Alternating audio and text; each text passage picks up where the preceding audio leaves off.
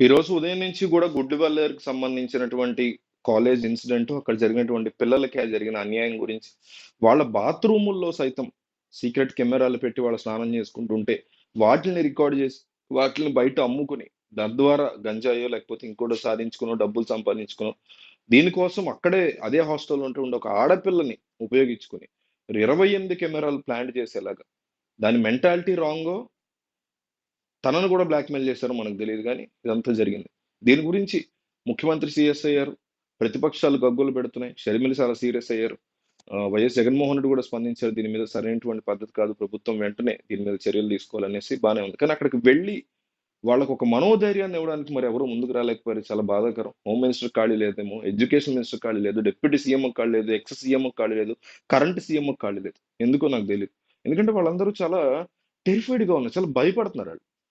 మా వీడియోలు ఎవరో చూసేస్తున్నారు ఎక్కడో, మేము స్నానం చేసే వీడియోలు, మేము ఇక బతకాలని. అంటే మనం చిన్నప్పటి నుంచి కూడా ఆడపిల్లలు ఈ ఈ బట్టలు వేసుకోండి, ఆ బట్టలు వేసుకోండి, మీ బాడీలో ఈ పార్ట్ కనిపించకూడదు, ఆ పార్ట్ కనిపించకూడదు అంటూ పెంచినటువంటి పిల్లలు కదా మరి ఇప్పుడు ఇంజనీరింగ్ వచ్చారు వాళ్ళు. సో వాళ్ళ దృష్టిలో అలా కనిపించడం అనేది మహాపాపంతో సమానం. అలాగే మాట్లాడతారు ఇంట్లో వాళ్ళు కూడా. మీరు ఒకసారి జస్ట్ ఊహించండి.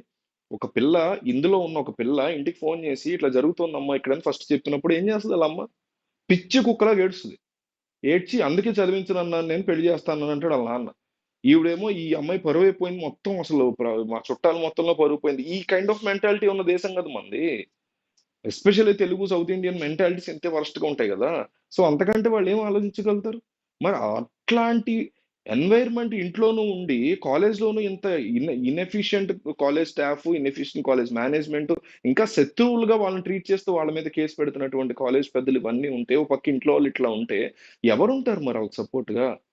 మన చుట్టూ తిరిగేటువంటి మనం అక్క అక్క అని పిలిచేటువంటి ఒక కాలేజ్ లో ఉన్నటువంటి ఒక సీనియర్ ఇట్లా మన ఇంట్లో మన బాత్రూంలో కెమెరా పెట్టి ఆ కెమెరాలు తీసుకెళ్లి డేటా తీసుకెళ్లి అమ్మేస్తున్నారు తెలిసినప్పుడు అసలు వాళ్ళ మైండ్ సెట్ ఎంత భయంతో వణికిపోతుంటారు వాళ్ళు. మరి అలా తెలిసినప్పుడు కూడా వీళ్ళు వెళ్ళి కనీసం ఒక మాట, ఏం కాదమ్మా మీ వీడియోలు ఎక్కడికి వెళ్లకుండా మేము చూస్తాం ఒక భరోసా, ఇన్వెస్టిగేషన్ చేస్తున్నాను నేను కాదంట్లా. అది కాదు కదా ఈ టైంలో కావాల్సింది. ఒక్కొక్క అంశాన్ని ఒక్కొక్కలా డీల్ చేయాలి. ఇన్వెస్టిగేషన్ చేయకపోతే ఊరుకుంటామేంటి? ఈ పాటికి దాని గురించి చాలా పెద్ద మనం గొడవ చేసేవాళ్ళం జర్నలిస్ట్ వైపు నుంచి గానీ, అది కాదు. సో, వాళ్ళంత బాధపడుతుంటే, వాళ్ళంత ఇబ్బందికర పరిస్థితిలోకి నెట్టబడి ఉంటే, వెళ్ళి కనీసం ఇట్లా కాదు, మీరు కంగారు పడకండి, ఇవన్నీ ఎలా ఎళ్ళాయో చూసుకునే బాధ్యత నాది అని చెప్పే నాథుడు లేకపోయాడే. Home minister, Andhra Pradesh home minister ఆమె ఒక లేడీ. ఆమె కూడా అర్థం చేసుకోకపోతే ఎట్లా? Education minister Nara Lokesh, deputy CM Pawan Kalyan, ex CM Jaganmohan Reddy, current CM Chandrababu వీళ్ళందరూ కూడా అంటే ఎక్స్ సీఎం అయిపోయినంత మాత్రాన ఆయన దిగిపోతే పదవిలోంచి ఆయనకేం సంబంధం లేదా? 3 నెలలే అయితే వచ్చి 3 నెలలు అయినంత మాత్రాన ఈయనకేమి సంబంధం లేదా? డిప్యూటీ సీఎం అయితే ఆయనకి సంబంధం లేదా? ఎడ్యుకేషన్ మినిస్టర్ అయితే ఈయనకేం సంబంధం లేదు కూర్చున్నారా? అంతా హోమ్ మినిస్టర్ మీద పడేసి. ఆవిడ కూడా వెళ్ళలేదు.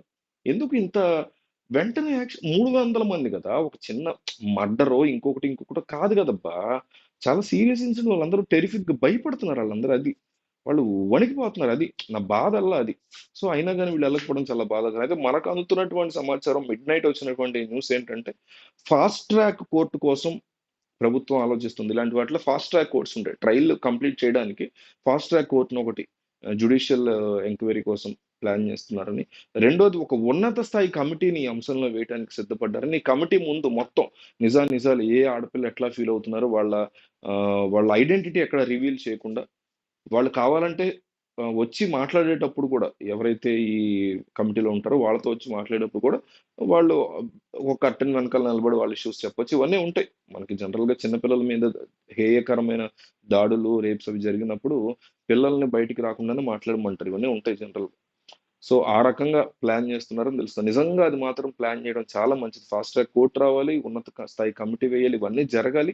వీటితో పాటు వాళ్ళకి వెళ్లి దయచేసి ఏ వుమెన్స్ హెడ్డో ఎవరో ఒకళ్ళు ఉంటారు కదా ప్రభుత్వంలో విమెన్ సంబంధించిన వాళ్ళు, స్త్రీ శిశు సంక్షేమ శాఖ మంత్రులు ఉంటారు.